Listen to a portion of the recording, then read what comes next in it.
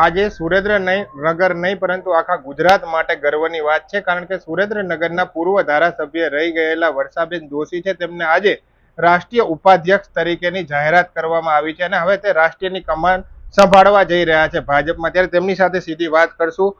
ગૌરવ ક્ષણ પળ છે, તમે 10 વર્ષ સુરેન્દ્રનગરના વઢવાણ વિધાનસભાના ધારાસભ્ય રહી ગયા, અલગ અલગ જિલ્લાઓમાં પ્રભારી તરીકે પણ કામ કર્યું, પ્રદેશ ઉપાધ્યક્ષ તરીકે પણ કામ કર્યું, આજે રાષ્ટ્રીયની જવાબદારી સોંપવામાં આવી છે. કેવું ફિલિંગ થઈ રહ્યું છે? હમણાં થોડા સમય પહેલા જાહેરાત થઈ છે કે મને પાર્ટીમાં રાષ્ટ્રીય ઉપાધ્યક્ષ બનાવવામાં આવી છે. હું મારી પાર્ટીનો, મારા શીર્ષસ્થ નેતૃત્વનો સૌથી પહેલાં તો આભાર માનું છું કે આ દેશના વડાપ્રધાન પરમ આદરણીય નરેન્દ્રભાઈ મોદી સાહેબ, અમારા ગૃહમંત્રી માનનીય શ્રી અમિતભાઈ શાહ સાહેબ, અમારા રાષ્ટ્રીય અધ્યક્ષ માનનીય શ્રી નીતિન નબીનજી, ગુજરાત પ્રાંતના અધ્યક્ષ માનનીય શ્રી જગદીશભાઈ વિશ્વકર્માજી, ગુજરાત રાજ્યના માનનીય મુખ્યમંત્રી શ્રી ભૂપેન્દ્રભાઈ પટેલ, ઉપમુખ્યમંત્રી શ્રી હર્ષભાઈ સંઘવી અને અમારા સૌના આદરણીય અને કાર્યકર્તાના પ્રિય, સૌને માર્ગદર્શન આપનારા અમારા સંગઠન મહામંત્રી શ્રી રત્નાકરજી અને પ્રદેશની ટીમના સૌ મહામંત્રીએ મને આ જગ્યા ઉપર મોકલવામાં જેમનો સિંહ ફાળો છે તેવા આખા શીર્ષસ્થ નેતૃત્વનો સૌથી પહેલાં તો હું ખૂબ આભાર માનું છું. અગાઉ તમને જાણ હતી કે આટલું મોટું પદ તમને ભાજપમાંથી મળશે કે કેમ? ભારતીય જનતા પાર્ટીમાં કોઈ પણ પદની ક્યારેય કોઈને જાણકારી હોતી નથી. હું તો એક કાર્યકર્તા તરીકે મારી જવાબદારી વહન કરતી હતી, એટલે પ્રભારી છું આણંદની. આજે સંત રવિદાસજીની 650મી જન્મ જયંતિ નિમિત્તે વક્તા તરીકે ત્યાં મારે જવાનું હતું, તો હું આણંદ એક સામાન્ય કાર્યકર્તા તરીકે બેઠી હતી અને એ વખતે અચાનક જ એક કાર્યકર્તા ભાઈનો ફોન આવ્યો કે બેન તમને અભિનંદન.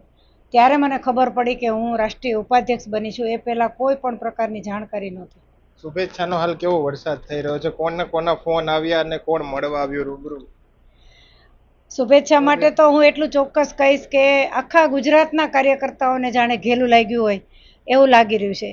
એક નાનો કાર્યકર્તા, એક બૂથમાંથી કામ કરતો કાર્યકર્તા આજે એક પછી એક સફરની અંદર, પછી એ સંગઠનની સફર હોય કે ચૂંટણી લડીને બનેલી કાર્યકર્તા હોય, એવી હું કાર્યકર્તા છું કે મેં નગરપાલિકામાં પણ ચૂંટણી લડી છે, હું 2 ટર્મ ધારાસભ્ય પણ રહી છું, સંગઠનમાં પણ મેં આટલું બધું કામ કર્યું છે, એટલે ખૂબ આખું ગુજરાત મને ખૂબ નજીકથી ઓળખે છે.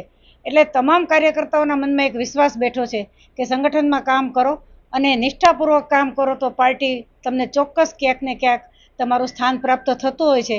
અને એ વિશ્વાસ જ્યારે મારા કાર્યકર્તાના એક એક ફોનમાં હું જોઈ રહી છું ત્યારે મને ખૂબ આનંદ થયો. અને એક પણ વ્યક્તિ, માનનીય પ્રદેશ અધ્યક્ષજી જગદીશભાઈ વિશ્વકર્માજી, માનનીય રત્નાકરજી, આપણા પૂર્વ ઉપમુખ્યમંત્રી માનનીય નીતિનભાઈ પટેલ સાહેબ, આપણા પૂર્વ શિક્ષણ મંત્રી માનનીય શ્રી ભૂપેન્દ્રસિંહજી ચુડાસમા, બલવંતસિંહજી, એ ઉપરાંત મારી સાથેના કામ કરતા તમામ જિલ્લાના પ્રભારી, પ્રમુખ અને ખૂબ બધા કાર્યકર્તાના ફોન આવ્યા છે. સાથે સાથે મેં અમદાવાદ જિલ્લો, મહેસાણા જિલ્લો અને આણંદ જિલ્લાની હું જ્યારે પ્રભારી છું ત્યારે આ 3 જિલ્લા, અને સ્વાભાવિક છે કે સુરેન્દ્રનગર જિલ્લો એ મારું કાર્યક્ષેત્ર છે, એટલે એ 4 જિલ્લામાં તો એક પણ કાર્યકર્તા એવો નહીં હોય કે જેણે મને આજે વિશ નથી કર્યું. હું ઘણા બધાના ફોન રિસીવ નથી કરી શકી, એટલા બધા ફોન આજે મારે આવ્યા છે.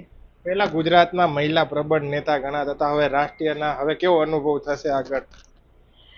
ગુજરાતની મહિલા છું તો ત્યાં પણ મહિલા સશક્તિકરણના કામ માટે પાર્ટી મારો ઉપયોગ કરશે એ મને ચોક્કસ ખબર છે.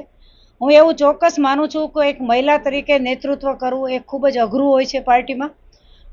પાર્ટીમાં ઘર પરિવાર બધું સાચવીને જે મહિલા નિસ્વાર્થ ભાવે ભારતીય જનતા પાર્ટીમાં કામ કરે છે, કોઈ પણ અપેક્ષા વગર કામ કરે છે, એવી મહિલાઓને સશક્ત બનાવવાનું કામ જ્યારે પાર્ટીએ મને સોંપ્યું છે, ત્યારે પાર્ટીમાં મહિલાને નાની મોટી પડતી મુશ્કેલીમાં હું સદાય એની સાથે ઊભી રહી છું અને ઊભી રહેવાની છું. આગામી સમયમાં રાષ્ટ્રીય જવાબદારી મળી છે, એમાં એક મહિલા સશક્તિકરણ તરીકે નહીં પરંતુ એક રાષ્ટ્રીય ઉપાધ્યક્ષ બની છું, પણ જે પાર્ટી મને કામ સોંપશે એ બધું જ કામ હું મારી કર્તવ્ય નિષ્ઠાથી પાર કરીશ અને જે મારું કામ મળશે એ બધું કામ હું સફળતાથી પૂરું કરીશ. એક કોર્પોરેટરથી લઈ ધારાસભ્ય સુધીની સફર અને હવે પ્રદેશ ઉપાધ્યક્ષ તરીકેની પણ તેમને જવાબદારી નિભાવી ચૂકેલા છે અને હવે રાષ્ટ્રીય ઉપાધ્યક્ષ તરીકેની પણ તેમની નિમણૂક કરવામાં આવી છે. ત્યારે સુરેન્દ્રનગર નહીં પરંતુ ગુજરાત નહીં અને આખું ભારત દેશ આજ ગર્વની ક્ષણ અનુભવી રહ્યું છે. ફજલ ચૌહાણ, ETV ભારત, સુરેન્દ્રનગર.